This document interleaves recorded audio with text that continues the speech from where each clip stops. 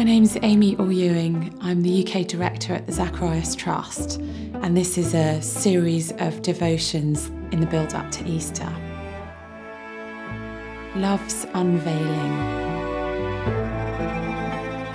In the next 2 weeks, we'll be preparing our hearts for Easter. We'll journey with Matthew in his Gospel through the days and hours building up to the cross and the resurrection of Jesus Christ.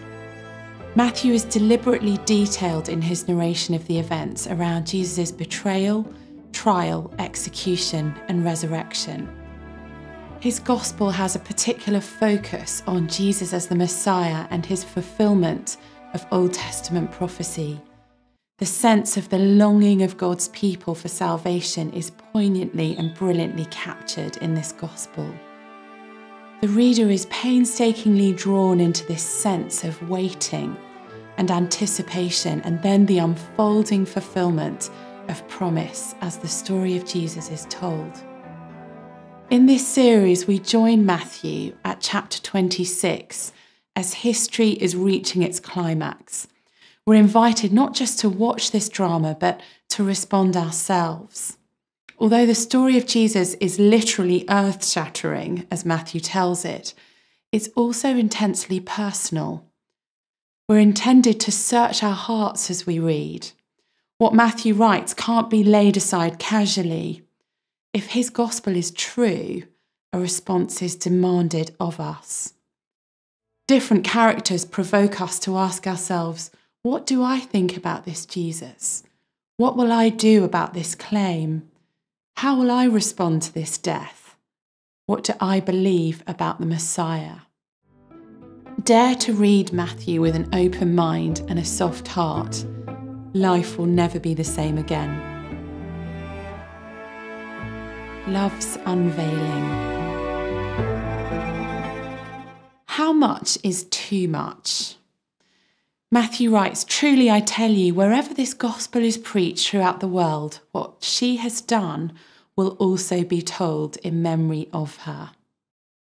In this passage, we meet somebody who's prepared to give everything she has for Jesus, and somebody else who's looking for what Jesus can do for him. Ask God to speak to you about your own motives and the value you place on relationship with Jesus. When Jesus had finished saying all these things, he said to his disciples, "As you know, the Passover is 2 days away, and the Son of Man will be handed over to be crucified." Then the chief priests and the elders of the people assembled in the palace of the high priest, whose name was Caiaphas, and they schemed to arrest Jesus secretly and kill him. But not during the festival, they said, or there may be a riot among the people. While Jesus was in Bethany in the home of Simon the leper, a woman came to him with an alabaster jar of very expensive perfume, which she poured on his head as he was reclining at the table. When the disciples saw this, they were indignant.